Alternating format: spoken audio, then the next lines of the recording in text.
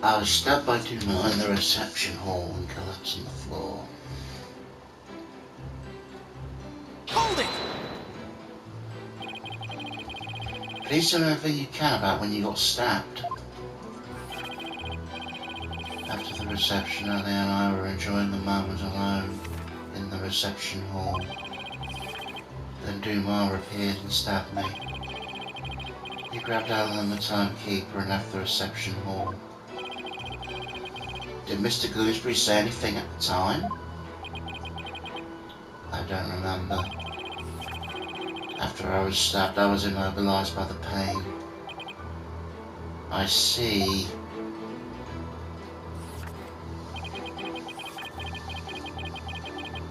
Hold it!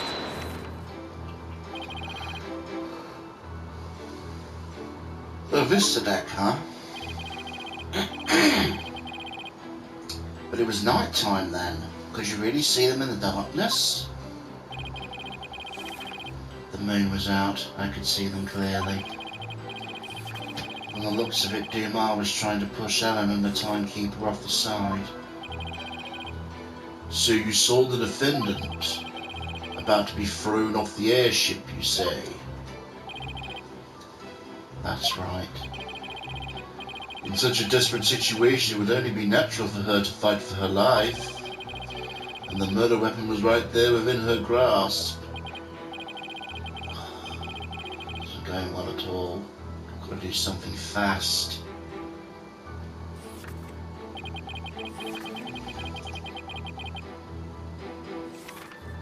Hold it! I understand your bride was in danger, but were you really able to move with a stab wound to the gut? I was desperately trying to push the pain out of my mind. I see. So adrenaline kicked in and gave you the strength, is that it? I don't see much of anything in the statement I can refute. That's right. I almost passed out several times as I made my way to the Vista deck.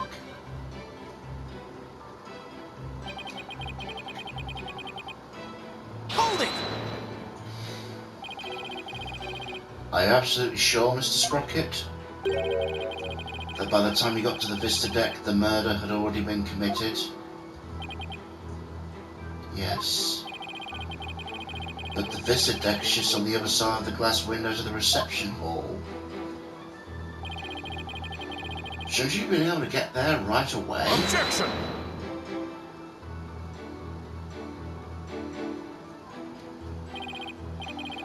Mr. Wright, have you investigated nothing? The only way to the Vista deck is to go into the hold and take the lift.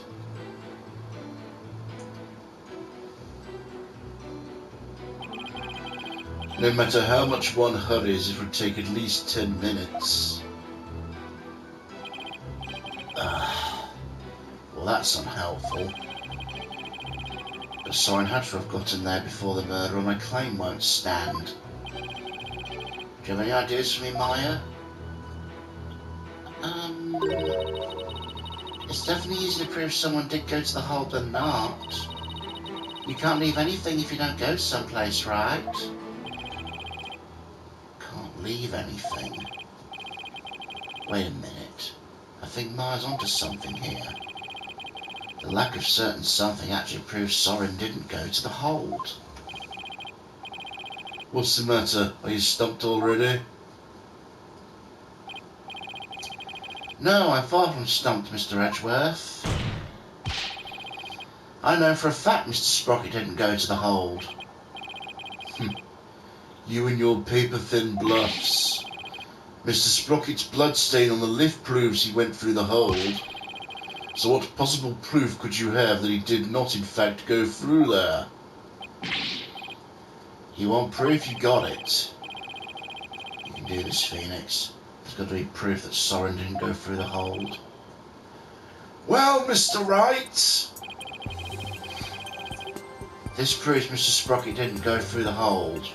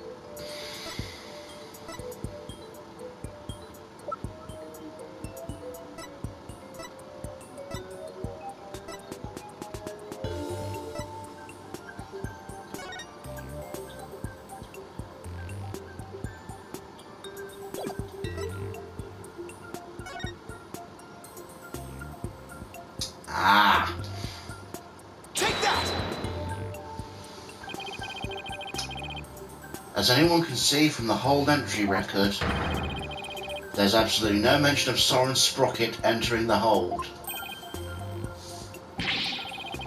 The defence asserts Mr. Sprocket used a different route to get to the Vista deck. You can assert all you want, Mr. Wright, but can you actually prove another route exists?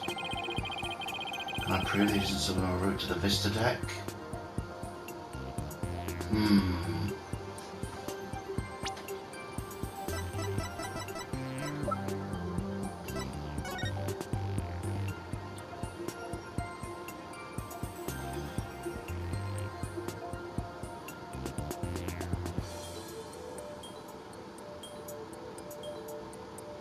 I mean, I was pretty sure the window had a door in it.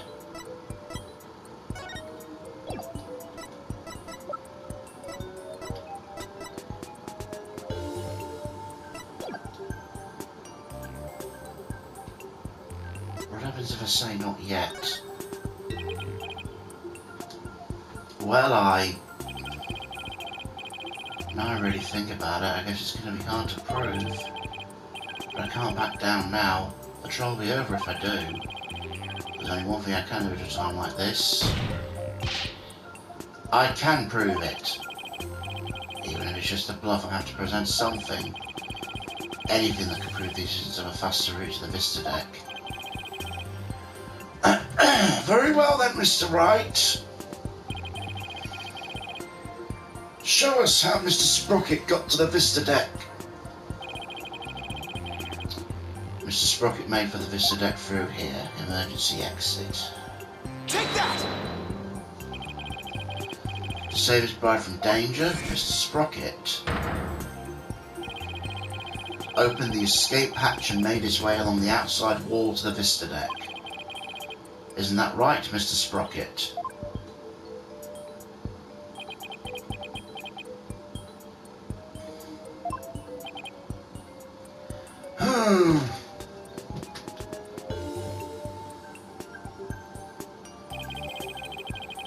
That would certainly be a much faster route to the Vista deck. Objection!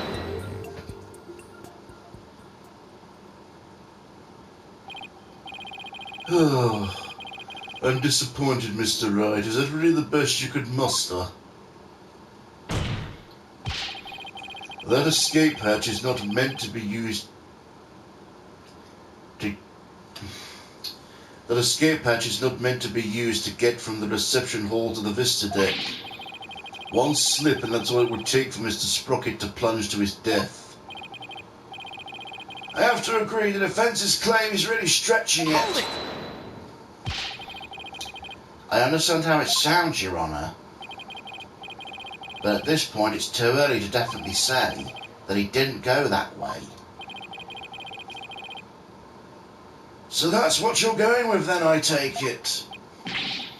Of course, Your Honour.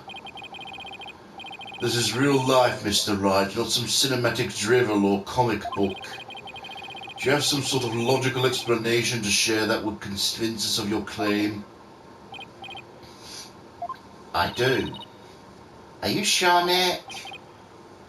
Kind of.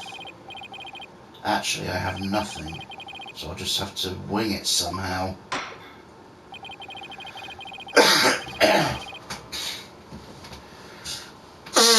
Excuse me. On what do you base your theory Mr. Sprocket made his way along the outside? My theory he was able to go along the outside wall despite the danger is based on...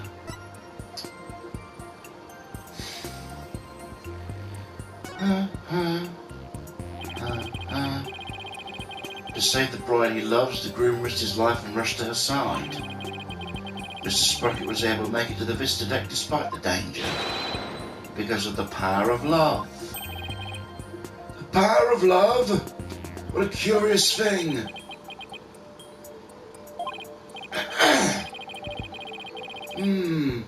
That love is a source of strength that can help one overcome any obstacle. I think I can relate, thanks to my own long, happy marriage. He actually seems to be buying. Objection! The power of love, you say? Make one man weep and another man sing? That kind of a logical argument is hardly viable in a court of law. Wouldn't you agree, Your Honour?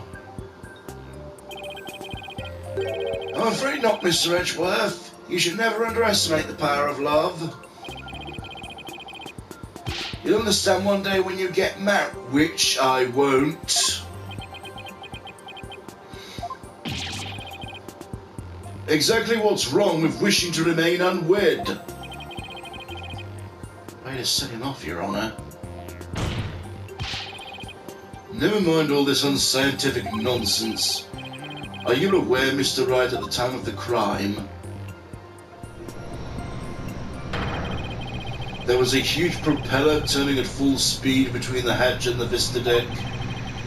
Even if a person were to go outside through the hatch,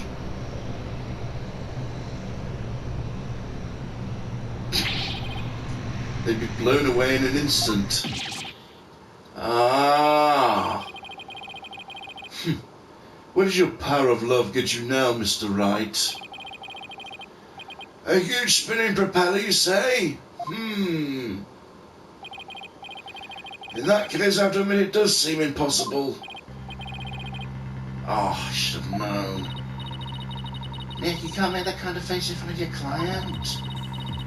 The worst of times are when lawyers have to force their biggest smiles, right? Right. I feel like I just saw Mia looking out at me through Maya's eyes. Well, what's wrong, Nick? Why are you gaping at me like a giant sunfish? Thank you, Maya. You just helped me remember something really important. There it is. There's the fearless smile I was looking for. Now give us a mind-blowing theory like you always do. I have to turn my thinking around. Instead of wondering how Soren could have moved past the huge propeller, I have to think about what would have made it possible for him to do so. Your Honour, Mr. Wright only makes the ridiculous face when his back is pressed against the wall. Therefore, please do hurry and give your ruling before... Mr. Edgeworth, it's still far too early to discount my theory. What are you going on about? The airship's large spinning propellers have already shredded it to pieces. But if we think a little more outside the box, I'm sure we can find a way he could have made it. Stop trying to stall, Mr. Wright, and show us how it could have been remotely possible, if even at all. I must agree with Mr. Edgeworth. Very well, Your Honour. There must have been a way. Some way Soren could have moved along the wall in spite of the propeller. Now then, Mr. Wright, what specifically would have made it possible? This is how it would have been possible for Mrs. Sprocket to get to the Vista deck.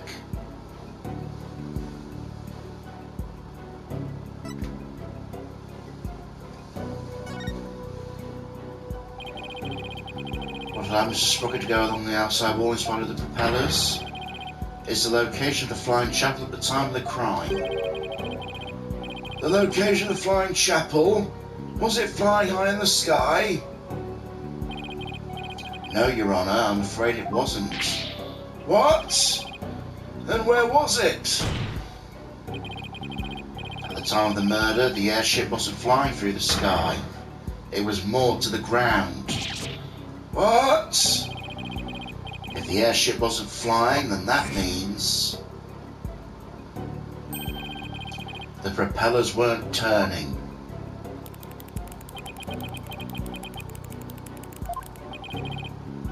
In which case,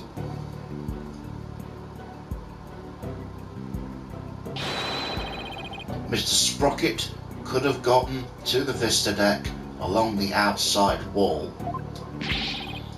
Isn't that right, Mr. Sprocket?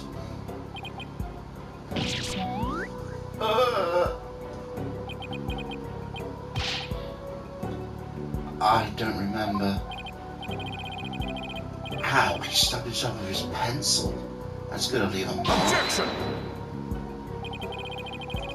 Even if the propellers weren't turning, it would have been far too risky to go that way. Oh, but Mr. Edgeworth, you're forgetting about the power of love. Yes, the amazing power of love. Not this again. Very well, for the sake of argument, let's assume this so-called power of love made it possible for Mr. Sprocket to move along the outside wall of the airship. Can you prove the airship was tied to the ground as you claim, Mr. Wright? Well, I don't have any evidence that proves where the airship was at the time. You can prove it, can't you? Can you think of anything we can use to prove it?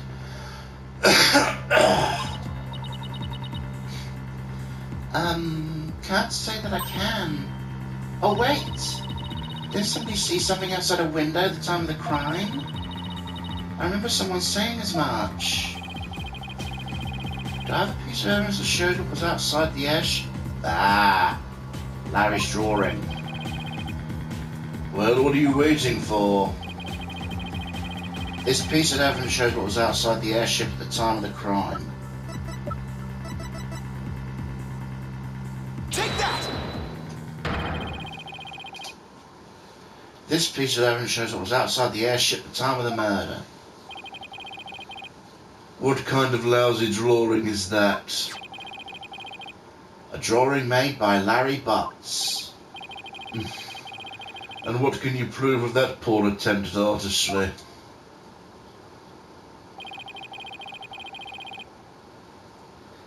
Larry made this drawing before he switched the lanterns, so it must have been right around when the murder was being committed. Now, if I could direct the court's attention here... Is that a pterodactyl? Does that mean the airship actually went back in time to the Cretaceous period? Objection! We've already proven that time travel was nothing more than a gimmick, did we not? We did. I have no intention of bringing up the argument again. But this drawing shows us an important piece of information. It shows us the airship was actually moored to the ground. And what makes you so sure? That's easy. All you have to do is consider who made the drawing.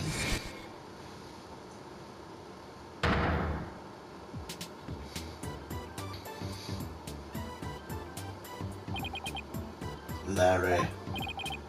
That's right, it was Mr. Butts, and we both know what he's like. He must have seen something else and mistaken it for a pterodactyl.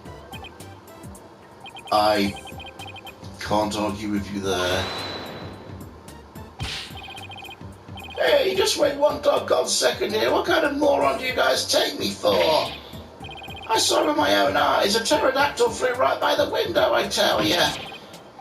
I have the sharp eyes of an artist. Don't you believe me? No. Nick. Nope.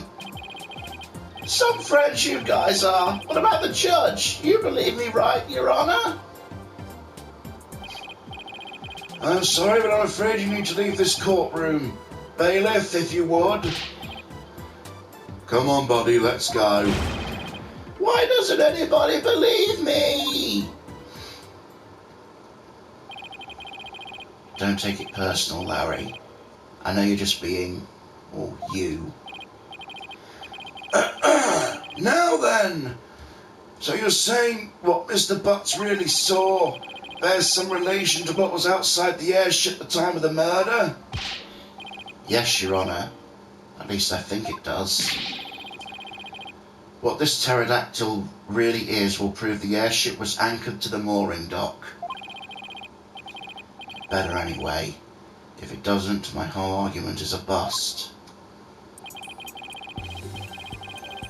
If you're that confident, then please go ahead and tell us what it really was.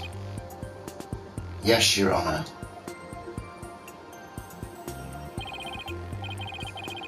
Think, Phoenix. What could that pterodactyl have actually been?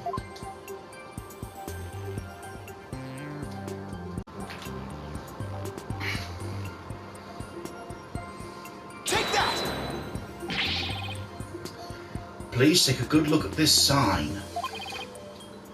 At the sign? It appears to have been broken and then repaired. What does the sign have to do with the pterodactyl? Please focus on this part of the sign.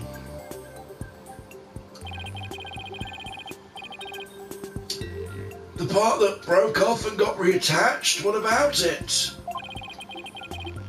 How about if we turn it like this?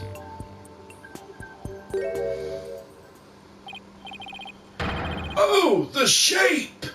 It's the pterodactyl in the drawing! What Mr. Butts actually saw was this chunk of it that was being blown through the air by the wind. Ah!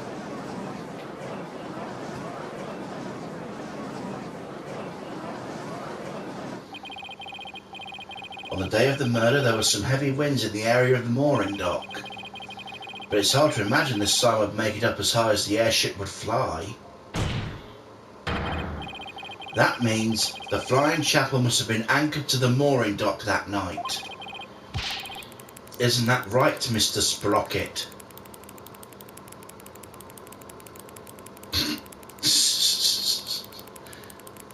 I just noticed the pen.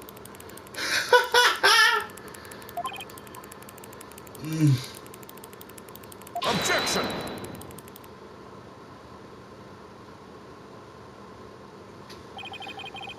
That's more than enough of this power of love nonsense, you pop culture junkie.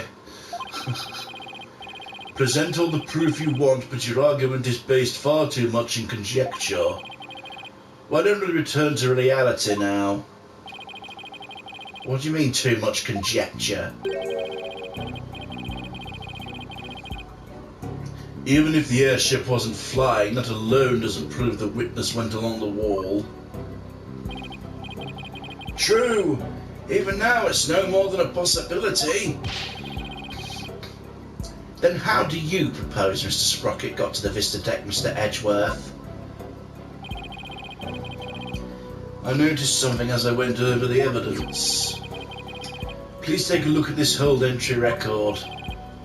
What about it? I don't see Mr. Sprocket listed on here anywhere. Don't you remember? In yesterday's session we had a very similar kind of argument. Did we? Honestly, Mr. Wright, are you going senile already? We talked about Larry Butts using the defendant's key card to enter the hold. Oh, we did talk about that, didn't we?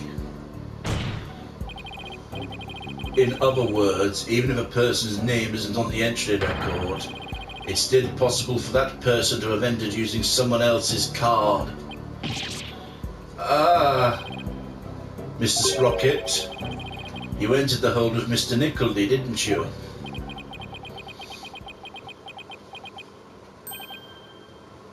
I did. What? Why didn't you tell us that in the first place?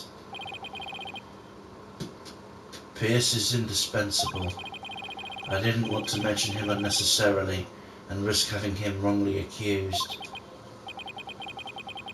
I couldn't do without him. Mr. Sprocket, I ask you testify in greater detail about your movements that night.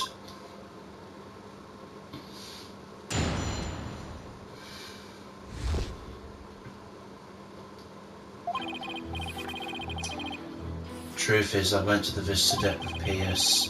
That's why my name doesn't appear on the entry hold record. I was badly injured from being stabbed, but I was frantic. By the time we reached the scene, it was all over. Well, this doesn't help me one bit. Mr. Sprocket, you've concealed information from us time and time again. Who do you think you are, treating the court of law with such irreverence?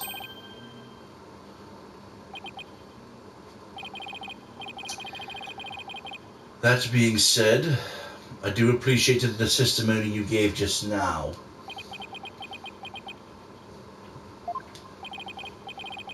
Thanks to you, we now know why your name doesn't appear on the entry record. Now there is no more inconsistencies in the witness testimony. Ugh. That's Mr. Edgeworth for you. He never leaves a loose end hanging. You okay, Nick? I wouldn't exactly call this situation okay. Somehow I have to coax the information we need for an opening out of him.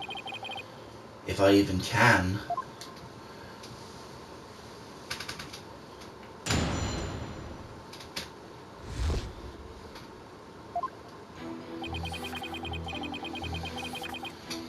Hold it!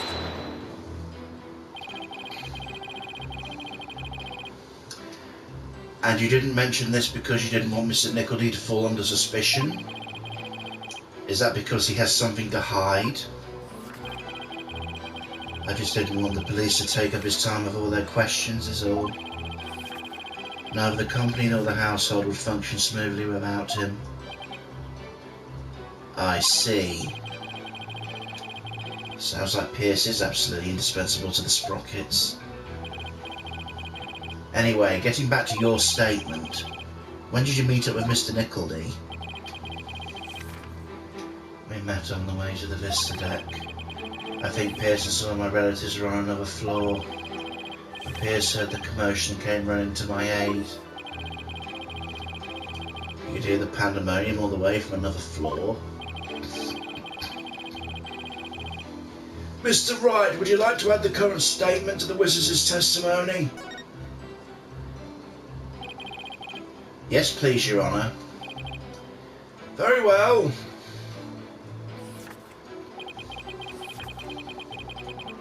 Hold it! Did Mr. Nickledy come alone? I believe some of his subordinates were with him, but I don't remember exactly how many. You may say there are others, but seeing how they pulled that second reception off, I can't completely trust anything he has to say either. I see. So you, Mr. Nickledy, and a few others headed to the Vista deck, is that right? That's right.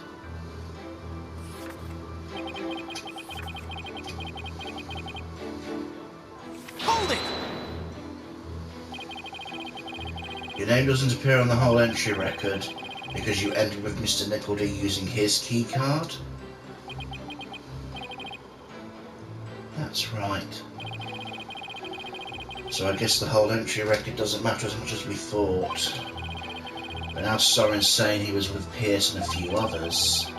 Pretty tough to refute that statement. What's the matter, Mr. Wright? Cat got your tongue? Did you finally realise there's no point in continuing the trial any longer? Of course not. I'll wipe that smug look off your face. Mr. Sprocket, please continue with your testimony.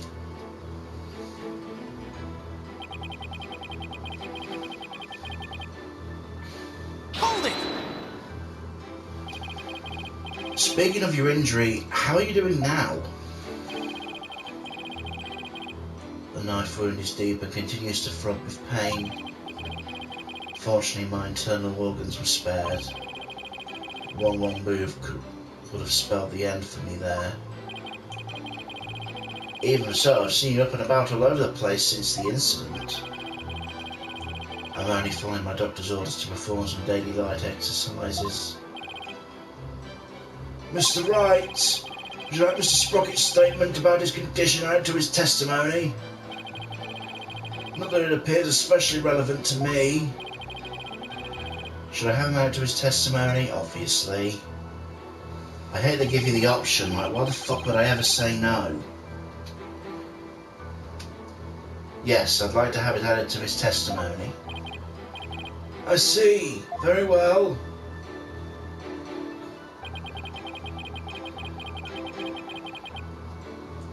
Hold it! Your injury was really that deep? Luckily it missed my internal organs, otherwise I wouldn't be alive right now. According to his doctor, his injury will take about 3 weeks to heal. There's no way someone with that kind of injury could have come along the outside wall.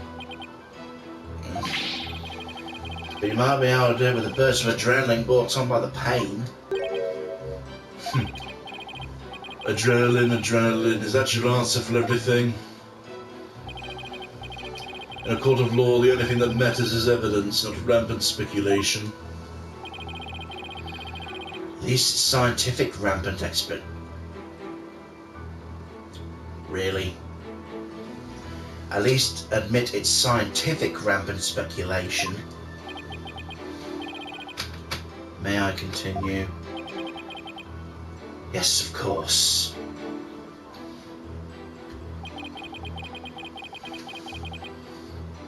Hold it!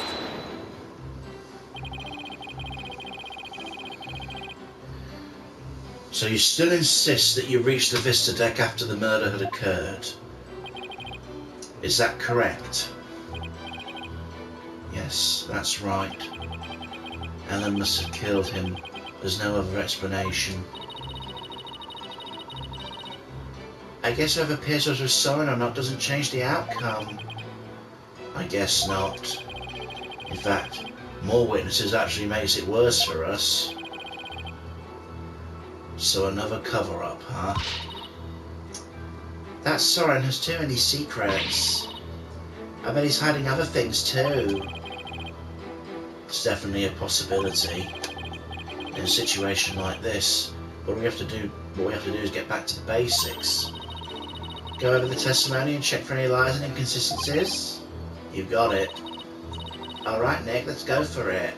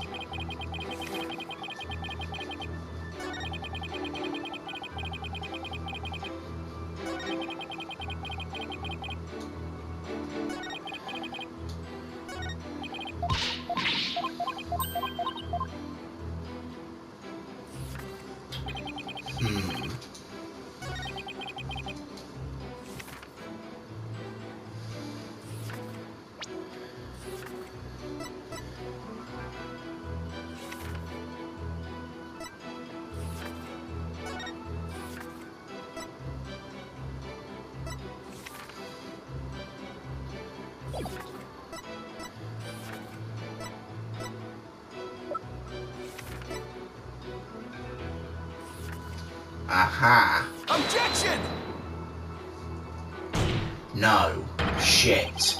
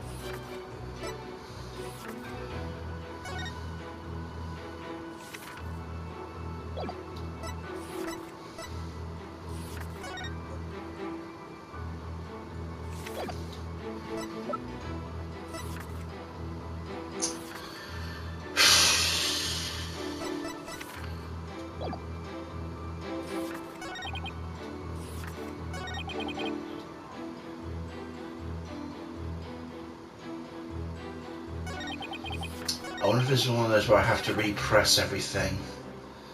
Hold it!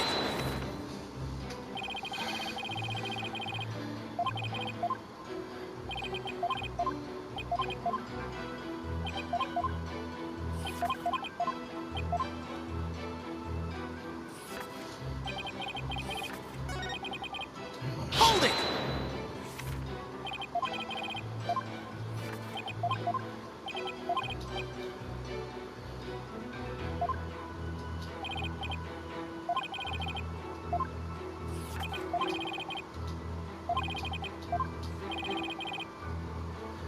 You hear the pandemonium all the way from another floor.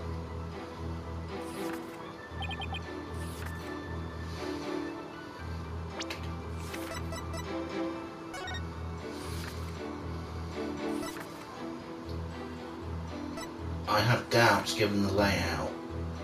Maybe? Objection! No.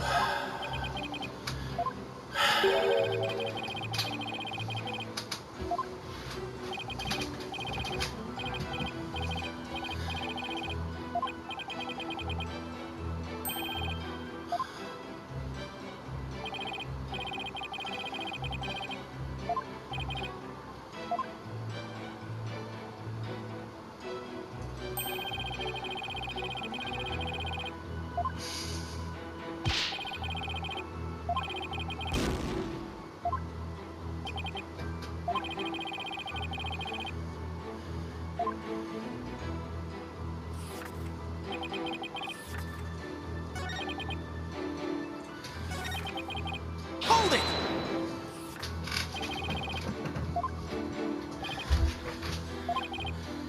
Subordinates.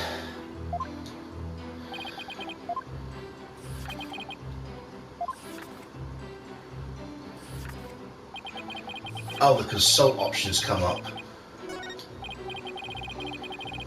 What do you think we should do now, Maya? That one segment sounds awfully fishy to me, Nick. Yeah, I was thinking the same thing. Now just a matter of deciding which piece of evidence to present, right? Yeah, I'll take another look at the evidence and compare it to that statement then. Knife wound is quite deep. That's the one I was going to scrutinise next. Right, let's have a look.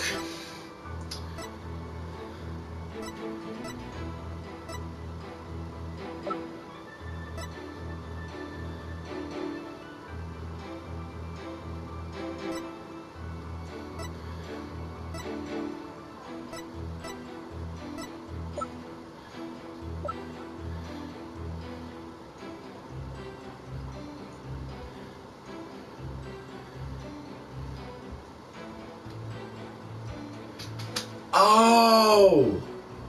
It's not a knife wound. I get it. Right. Objection! Yes. Ah, okay. Mr. Sprocket, you said your injury is a knife wound, didn't you? But the weapon you were stabbed with was this candelabra. A fact I know you're quite aware of.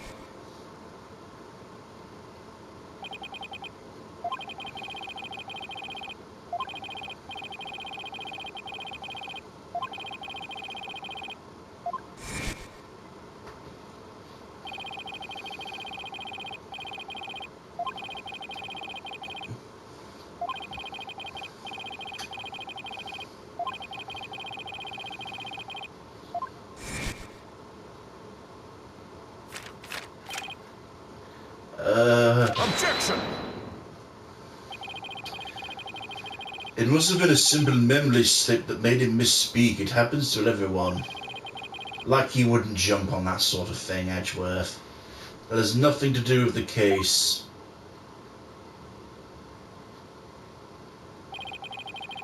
You must be pretty desperate to point out something so minute.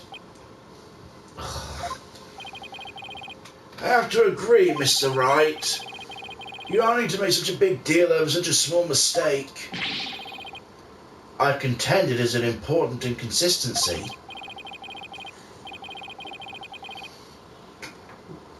Besides, I couldn't find anything else. It's the only thing I have to go on. And I say it's not important. Now let's not waste any more time on the matter. I agree. Everyone has a little memory lapse every now and then. Hold it! But Your Honour, please let me explain. Can you? Can you really explain to this court what makes the slip so important? Yes, I can, Your Honour. After all, it was Soren himself who told Pierce he'd been stabbed by a candelabra. This is more than a simple memory slip. There has to be some kind of reason for it. Well, Mr. Wright, please explain why the witness's slip of the tongue is so important. The point to focus on here is why the witness will mistake the weapon used to stab him. Think carefully, Phoenix. This could very well change the course of the trial. I see. Why did the witness make that mistake, Mr. Wright? Mr. Sprocket identified the wrong weapon used against him because... Mr. Sprocket is trying to cover for someone. He is? Who might that be? Well, Mr. Gloomsbury, maybe? Objection! Well, why would Mr. Sprocket try to cover for the man who stabbed him? Regardless of the weapon, the fact remains Mr. Gloomsbury stabbed the witness. Exactly, Mr. Edgeworth. Yeah, sorry, Nick, I have to agree. Oh, I guess that makes sense. Too bad there's no one to cover for you, Mr. Wright. You have to accept this penalty all by your lonesome. Wouldn't mind having someone to cover for me every once in a while. Oh well, I can't lose heart now. I've got to keep on trying.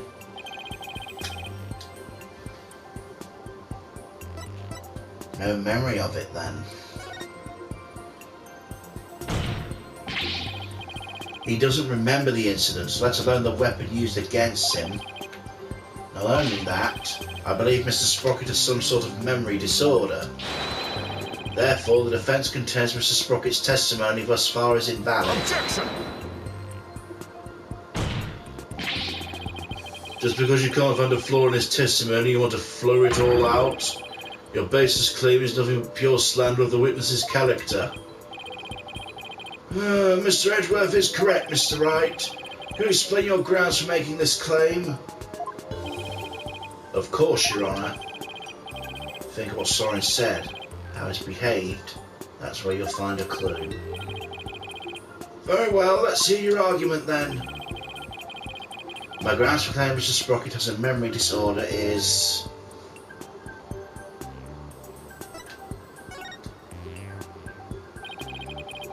the notebook he always has with him. I saw daily events and information about the people around him recorded in it.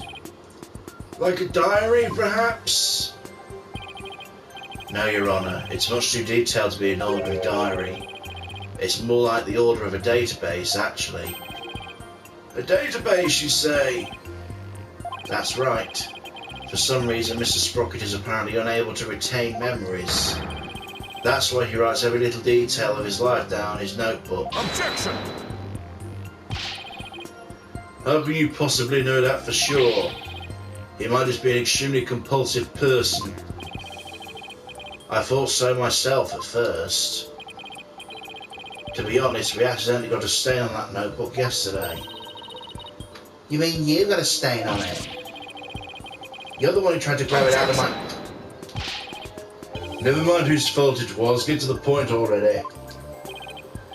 Right, sorry. Mr. Sprocket. The page Miss Fay got a stain on yesterday. The page with the details of your stabbing on, isn't it? No, I only write in this notebook because I'm very compulsive. Now drop the subject already. Sorry, but I'm not convinced. I know it's an odd fact about your notebook, Mr. Sprocket. On the earlier page, you used it to write down invention ideas. After a certain date, you started writing down a lot more and in much more detail.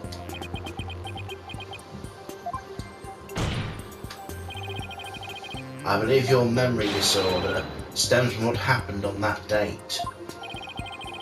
Something so monumental to cause a memory disorder, Mr. Wright?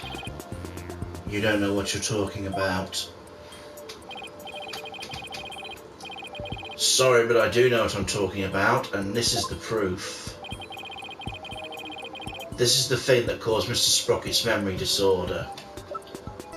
Take that! You were involved in this car accident too, weren't you, Mr. Sprocket? The shock of losing your beloved older sister is what caused you to develop your memory disorder. Is this true, Mr. Sprocket? Excuse me. Well, is it?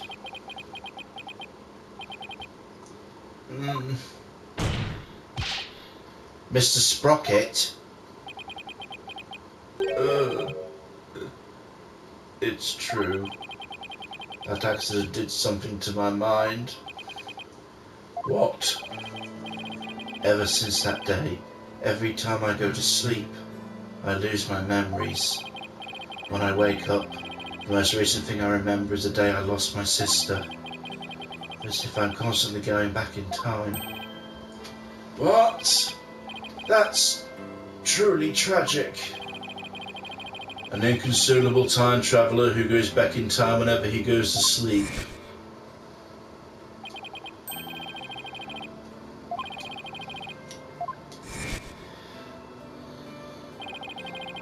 So that's what Soren meant. He was talking about himself. The reactions of the people around me each time I awoke made me aware of my condition. That's why I decided to write everything down in my notebook, so I could move forward. So the only memories you have since that day are the ones in your notebook? That's right. Since the page about your stabbing got stained, you can't read from it, can you?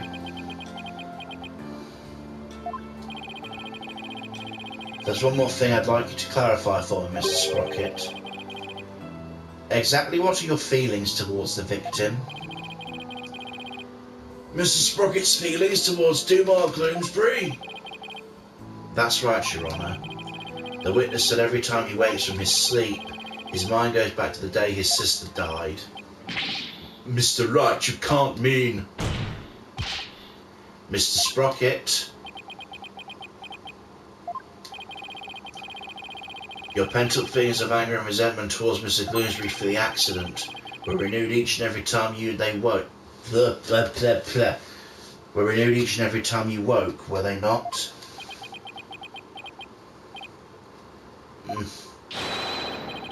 You couldn't take it anymore, so you turned to murder, isn't that right? What? Mr. Wright, are you saying the witness murdered Mr. Gloomsbury? For revenge? Ugh. Well, Mr. Sprocket, I think we know who this is.